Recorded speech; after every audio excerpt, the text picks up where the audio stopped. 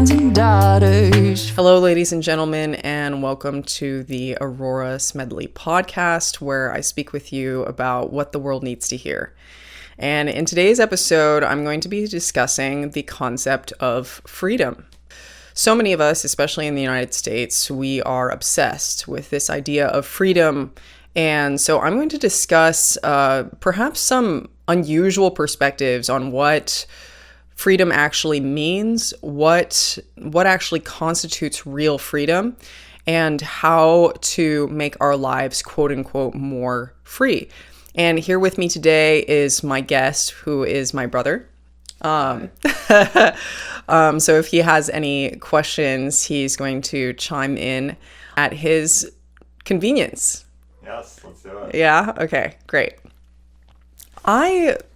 I decided to do this topic because I've in my own life found this to be something that I cared about a lot, that this is something that I wanted to find for myself, was freedom.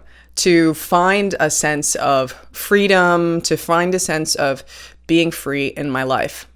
But I've also found that paradoxically, when you become too obsessed with freedom, it actually restricts your ability to be free. And this has led me to a great shift in my own perspectives of freedom. This has also come from my own experience traveling the world, going on various adventures like hiking the Pacific Crest Trail, creating music, from being in bands to riding motorcycles. All of these things are probably categorically what somebody would consider free. And I'm going to discuss the limitations and advantages of the idea of freedom, and how we can make our lives, quote unquote, more free. So to begin this episode, I'm going to be just bringing up some food for thought. And this is a poem from Khalil Gibran's The Prophet. This has been a favorite book for me for most of my life. And I've found that most of the poems that he has are incredibly thought-provoking. And so I'm going to read an excerpt from his poem for you. At the city gate and by your fireside, I have seen you prostrate yourself and worship your own freedom, even as slaves humble themselves before a tyrant and praise him though he slays them. In the grove of the temple and in the shadow of the citadel, I've seen the freest among you wear their freedom as a yoke and a handcuff. And my heart bled within me, for you can only be free when even the desire of seeking freedom becomes a harness to you, and when you cease to speak of freedom as a goal and a fulfillment. You shall be free indeed when your days are not without a care, nor your nights without a want and a grief, but rather when these things girdle your life, and yet you rise above them, naked and unbound.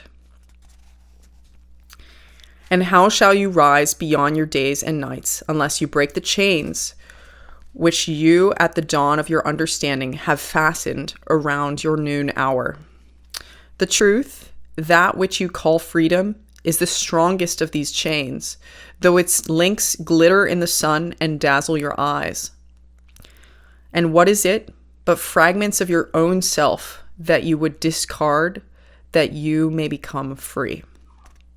So what I've gathered from this poem is first that by being too obsessed with freedom, we actually limit our ability to be free. And I have also realized that freedom is fundamentally a perspective, that it is your perspective on a situation that makes you free or not free. So, for example, by having so many choices in the United States, we actually become enchained to this problem of making a choice. Since there is an infinite number of decisions, there's an infinite number of opportunities. The irony is that we actually become paralyzed by making a choice.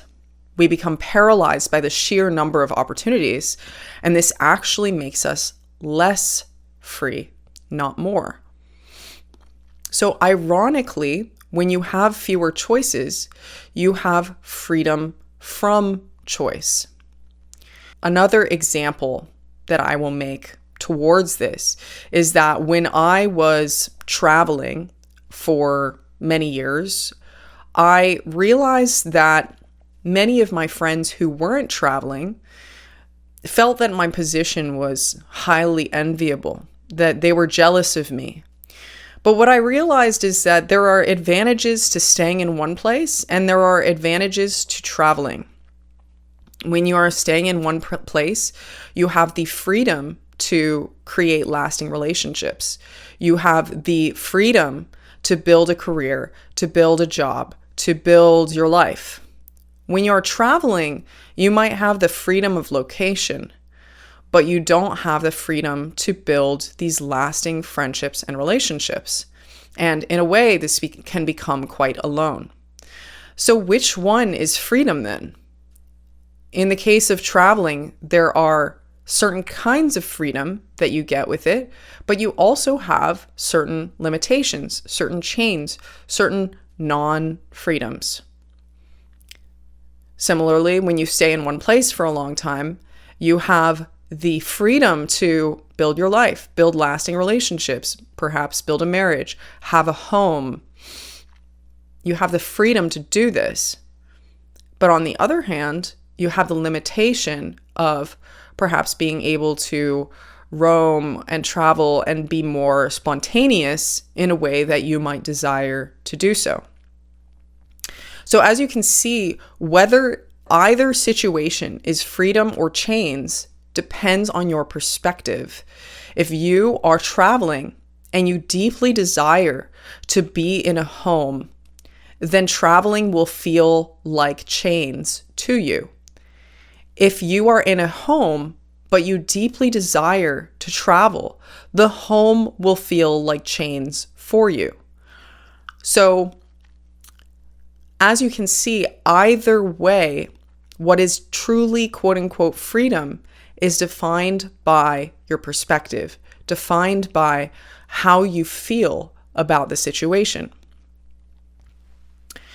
As I said in relation to the poem, I also spoke about how the desire for freedom, the seeking of freedom, actually prevents our freedom on a day-to-day basis.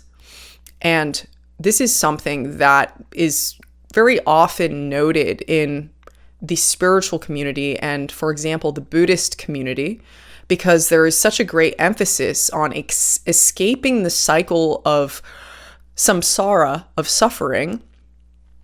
And because people become so fixated on escaping from suffering, they are enchained, ironically, by the experience of suffering.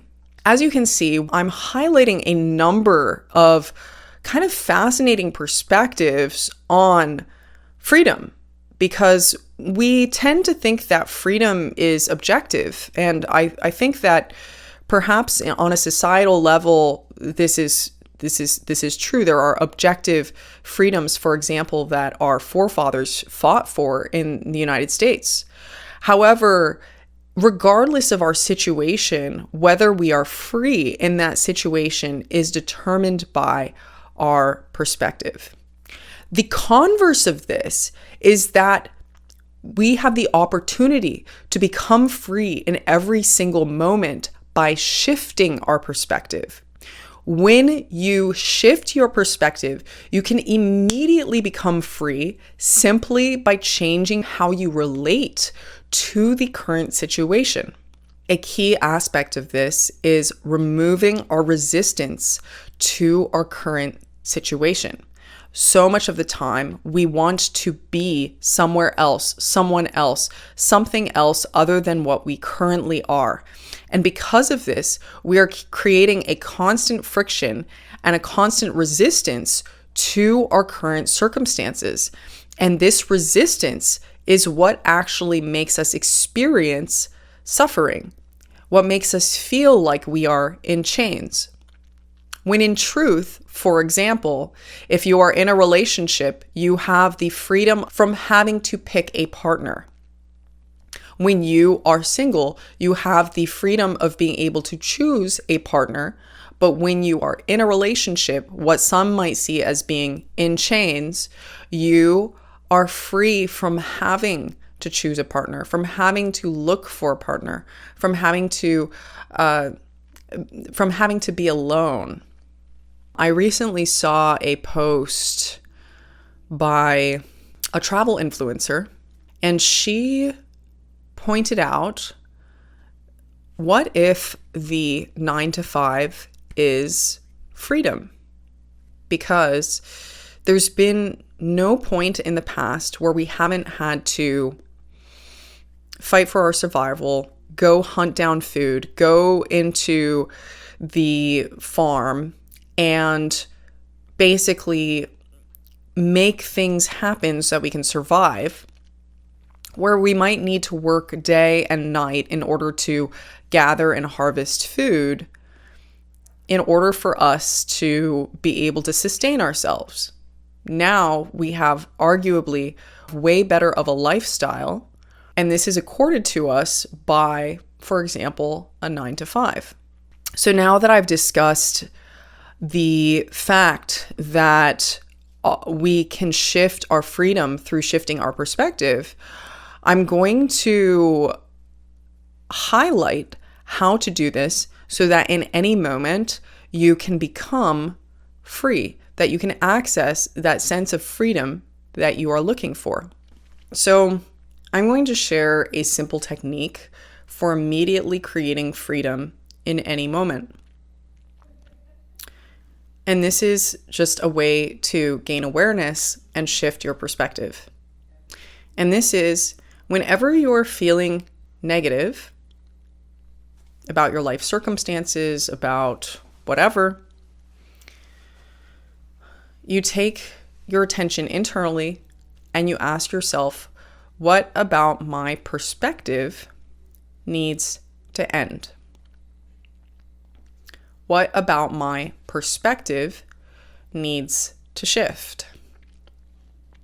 So you can think about any challenge that you're having, any place in your life that you feel that you are not free, and apply this question: what about my perspective needs to end? What about my perspective needs to change? This feels very apropos for the Thanksgiving holiday. Really? How And so? it feels a bit like being thankful for your current situation is equivalent for being free, almost. Yeah, I think so. Even if you're in jail, right? You're still alive. Right. You still have the freedom to be alive. And you have the freedom from choice. That sounds like the fable where there's a shark being asked a question about why it enjoys hunting and killing prey. And the shark responded with, "Would you rather me be unhappy every day?" Mm-hmm. Yeah. I really like that. And I guess tying into that, so much of our unhappiness comes from our resistance to and judgment of our life circumstances. When we release this resistance, we release this judgment of thinking that we should know what life is like, that we should know what reality should be like. This frees us from having a lot of pain regarding our current circumstances.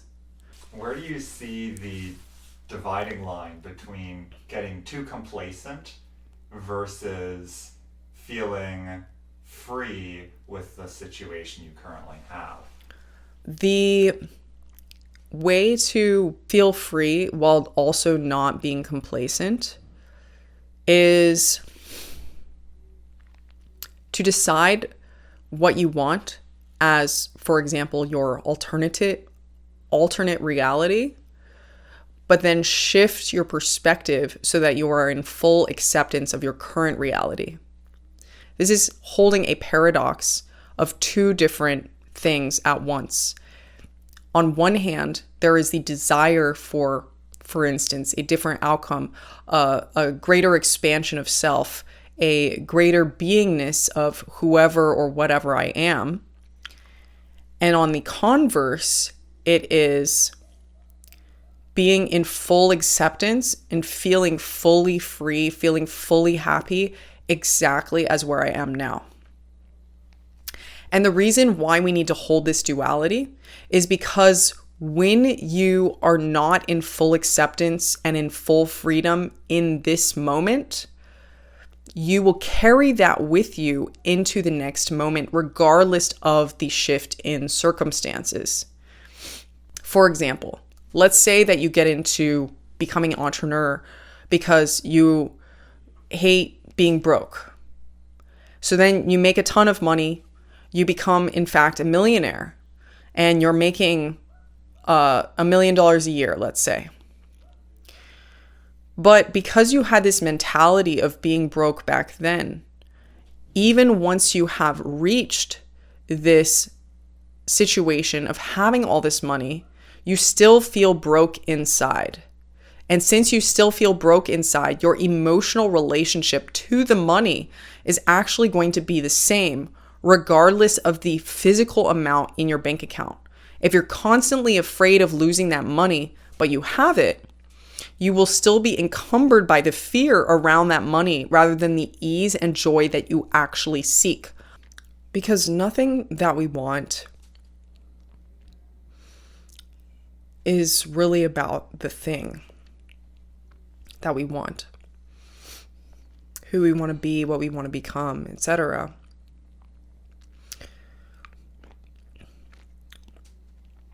That's not actually what we want. What we want is the feeling behind that thing. Going back to the original example of somebody that felt broke, felt unsafe, etc., and then they make $1 million, and they're making $1 million every year. But internally, they still don't feel safe.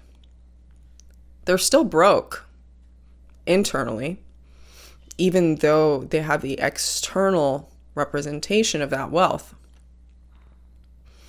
Similarly, if you go to the gym and you work out and you work on your appearance and everything, but you still feel ugly, then you're going to be less attractive than somebody who's maybe a bit more pudgy, but who loves themselves.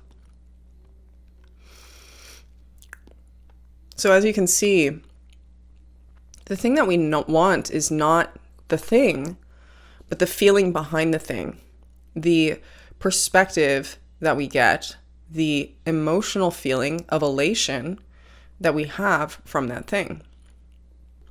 So to go back to your original question of moving forward and not being complacent while also finding a sense of freedom, we find this sense of we set our goals, we set our desires, we put our desires out to the universe as for what we want to become, who we want to expand into. But then on the other hand, we need to hold that in the present moment, I already have it all, that I already have everything, that I am already fully free in every sense of the term. Because as we make decisions from that place internally, then it begins to ripple out and affect externally what we see in the external reality. And then when our decisions are made from a place of wholeness, our life externally begins to reflect that wholeness as well. Does that kind of answer your question? That does. So the sum total of all of this is that freedom is an internal job. Regardless of the situation, regardless of the circumstances, you have the freedom to choose who you're going to be in that circumstance. You have the freedom to decide what you're going to do in reaction to that. You have the freedom to choose your perspective about that situation. So with that, I will leave you until next week, and I look forward to seeing you in the next podcast.